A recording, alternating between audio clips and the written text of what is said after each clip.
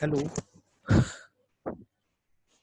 myself Swapnil Raut, and I'm going to conduct a lecture series on quantity survey estimation and valuation. And the syllabus of this subject will be based on University of Mumbai. So let's start with the series. So first, my topic content will be in this session: introduction to the course, objective of the course, what is the role of quantity surveyor, and then measurement system. First, we'll see in the construction of any structures, specifications of the civil work are the significant parameters in deciding the cost of the project. In construction, it is often required to use the local material for which the rates are varying in greater extent across the country. If you see, if you want to purchase something, the rates are vary from place to place and location to location. Now, the rate analysis justifies the rates to be finalized for various items of works based on the local market survey for budget provision. So therefore, there is emerged the need of discipline to suggest the specific scientific technique to determine the quantities of and cost of the material along with its justification. Thus, this course provides the necessary knowledge and skills in developing the competency in the area mentioned above in professional manner.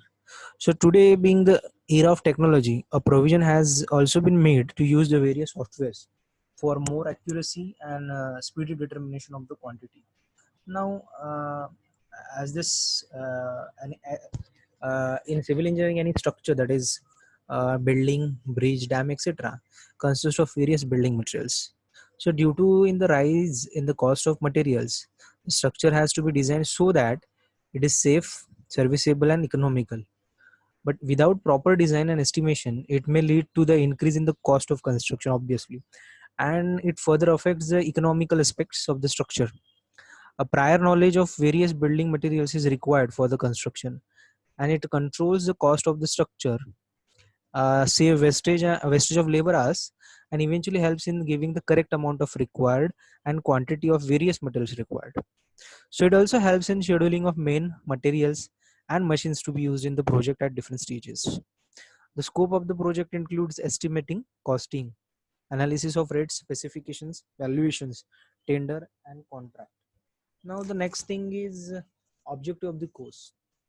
So we'll move to the objective of the course is one should know to read, understand, and interpret plans, sections, detailed drawing specifications for a construction project. Now the prerequisites of for this course is civil engineer drawing and building material. So one should understand and read the drawings, can read the sections and plans, and then to study the various materials of details and approximate estimate. Now in this subject, we are having different methods of estimating and costing. So we have to study this in detail to emphasize the importance of relevant is 1200 and relevant is standard specifications, taking out quantities from the given requirement of the work and drafting specifications. Now in civil engineering, every design subject is having is code. So there are so application of the is code and the use of is code we have to study to conduct a material and labor survey to understand the current market rates for the various materials required for construction and the different categories of labor required. Now what happens as the location changes, the rate of labors and materials also changes. So for that we have to conduct a market survey. So we come to know that what is the fluctuation in between labor rate and market rate. So that is mandatory. So the next is to perform the rate analysis of various items, standard and non-standard, and use of DSR in the process. Now what is rate analysis? Rate analysis is nothing but let's say I have to quote for some amount, for some you can say the activity, let's say excavation and foundation. So I'll quote 150 rupees per meter cube, but the calculation, scientific calculation behind the 150 rupees, how that 150 rupees come. So what are the labor charges, what are the material charges involved, what is the contractor's profit, what is work charge establishment considered. So that all scientific calculation behind that amount, that is nothing but a rate analysis.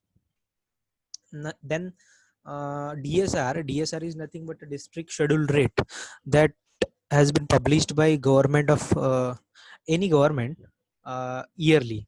So when you feel the government tenders, so we have to refer the DSR for quoting the rates. Then to study the process of tendering and its various stages, various types of contracts, its suitability and validity as per the Indian Contract Act 1872, and draft various clauses and conditions of contracts. Now tendering, there are different types of tenders are there. Now in India, specifically in government agencies, so there is a standard procedure. So there is a prerequisite stage is there for tendering, post requisite stage there. What are the different forms that we have to fill in the tendering? So what is the eligibility criteria for the contractor? So this study is there in this syllabus. Then various type of contracts. So which type of contract is suitable for which project? What are the merits and demerits of the contract? So that is there. And then conditions of contract. Let's say we have to execute any work, and there are two parties involved, owner and contractor. So there should be a mutual consent in between. So and that is nothing but a condition of contract, and that should have to be understand with both the parties in same sense. So this is nothing but the objective of this course. Now the important thing is roles and responsibilities of quantity survey. Now the subject name is quantity survey estimation and valuation. The first word is quantity survey. Now as a quantity surveyor is a very popular profile in civil engineering. So let's see what are the roles and responsibilities of this profile. So first is preparation of rate analysis, cost estimation, BOQs, bar bending schedules. Now, as I said earlier, rate analysis is nothing but to find out the scientific work. What are the scientific parameters that I have to calculate to decide that amount? That is nothing but a rate analysis. And BOQ is nothing but bill of quantities. Let's say I have to execute some work, so I have to mention a standard procedure for that particular activity, and the total quantity of that activity work. So that is have to be mentioned in the BOQ. Again, that has to be drafted by quantity surveyor. Then bar bending schedule. Bar bending scheduling is very famous profile in the civil engineering. Bar bending engineers demand is very high. So BBS is a heart of the quantity surveying subject. So what is BBS? BBS is nothing but we have to calculate the steel consumption in every section. Let's say we are having slab, beams, columns, and footing. So we have to calculate the consumption and what will be the consumption. That gives the prediction of the steel required or steel consumption, and it is should be in a particular format. So that is nothing but a BBS. Preparation of RA bills. RA bills means running occurrence bill. So the let's say the project is of 12 months, and the contractor have to put a bill monthly basis. That billing is nothing but running occurrence bill. So that is also have to prepared by quantity surveyor. Now the next is preparation of work orders and rate analysis of subcontractor. Now work order, let's say as a big contractors, they keep some small contractors under him, so to conduct the small amount of work. So that is called as a subcontractor or petty contractor. So to release the work order for them and to make the rate analysis from them, it is again the responsibility of quantity survey. Then involved into the planning and monitoring activities. Let's say every project needs a planning, scheduling. So we have to do with the help of quantity surveyor, and he has to involve in the monitoring and planning stage. Then preparation of subcontractors, billing and payment. As a big contractors have kept the small petty contractor or subcontractor, the responsibility of that billing of that subcontractor is also again with the quantity surveyor. Then clients and contractor management. Let's say quantity surveyor is the mediator between client and contractor in some certain ways. So let's say, is there any issue between in the particular in the billing department? So that can be resolved by quantity surveyor, because he is responsible for making the quantity, and for making the, on that basis bill is going to make on the quantities. Then next is price, preparation of price escalation bill. So price escalation bill is nothing but, if certain, if any cases there is a changes in the rate of the material and manpower, so that had to be considered, that have to be considered. So that increment in the amount of rate in labor and material, that is called as price escalation bill. That is also taken care by quantity survey. Then time to time resource management according to the requirement for the work and sending material intent. Now as a quantity surveyor, you should know what is the requirement of the next month. Let's say the month is end now, we have to prepare a monthly plan for next month. So what is the resource required, what are the number of laborers required, what are the materials are required, that all coordination or time to time resource management, that is a responsibility of quantity surveyor. And then to sending the material intents, so what are the requirement of the material, he have to raise the PR, that is purchase requisition, to order the quantities. So this all the responsibilities with the quantity surveyor. Then maintaining the daily progress. Now this is very important, daily progress. Every site has different uh, different systems. So in some sites, they have daily progress report, weekly progress report, and monthly progress report. So daily progress report consists of day to day activities. What are the activities that are completed day to day, what was the labor strength on that day. So all the day activities which are covered in that particular day, they all that covered in daily progress report. Then this is again the responsibility of the quantity surveyor to make a daily progress report. Then preparation of material reconciliation. Then the most expensive material is steel. So the reconciliation means the ordered quantity, that is nothing but, for example, 10 ton if I order the steel on the side.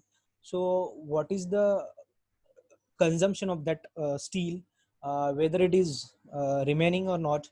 So that have to see with the help of reconciliation, with the help of some survey on the side. So that is called as reconciliation. That again the responsibility of to make a reconciliation report is again the of quantity surveyor.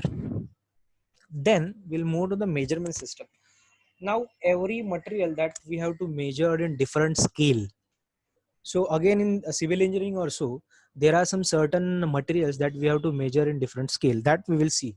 The method and the unit of measurements for civil construction works are mainly categorized for their nature, shape and size, and for making payment to the contractor.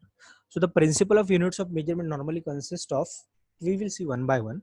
Now the first is nothing but, first category is single units works, like doors, windows, trusses, etc. are expressed in numbers.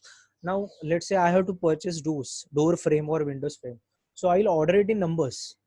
Let's say I require 10 number of doors, 10 number of windows. So that is character category of the material. So you have to order it in numbers, correct? This is one of the measurement system. Then next is work consists linear measurements, involve length like cornice, fencing, handrails, bands, and specify width, etc. are expressed in running meter. Now the next items of measurement system comes under in running meter. Now let's say you are in your home, and in your home you are having a skirting at the periphery of the room. Small 4 inches ka tiling work is there, that is called as skirting. So let's say I have to calculate the quantity of that skirting, I have to measure it in running meter. So these items comes under running meter. This is again the one of the type of measurement system. So first was in numbers, the second one is running meter. So these items, fencing, handrails, bands, specific bands of specified width, so that comes under running meters. Then the third measurement system will be, we'll see, work consists area surface, involves in area like plastering, whitewashing, partition of a specific thickness, etc., and are expressed in square meters. Now let's say you are in a room and you have to plaster the particular wall. So the area which we have to consider for plastering is nothing but the wall ka length and the height of the wall. So there are two dimensions involved in the particular task. So length and height will give the area. So again it will be in square meter. So this comes under the third type of measurement system, that is in square meter.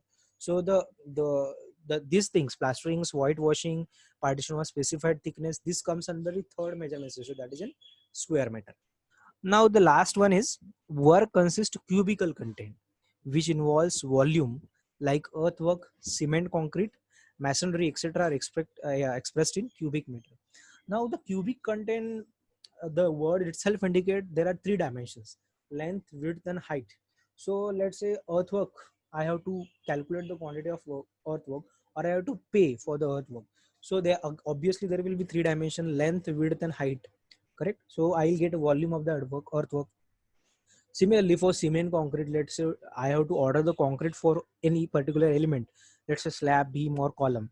So I need a volume of that section, correct? Again, there are three dimension for volume. So this is the fourth measurement system, that is nothing but for earthwork, cement, concrete, and masonry. So these are the categories of the materials, and these are the categories of the measurement system for different materials. So this is about the measurement system. Now we'll see the materials and the unit of the measurement and unit of payment in next section. Thank you. We'll stop here.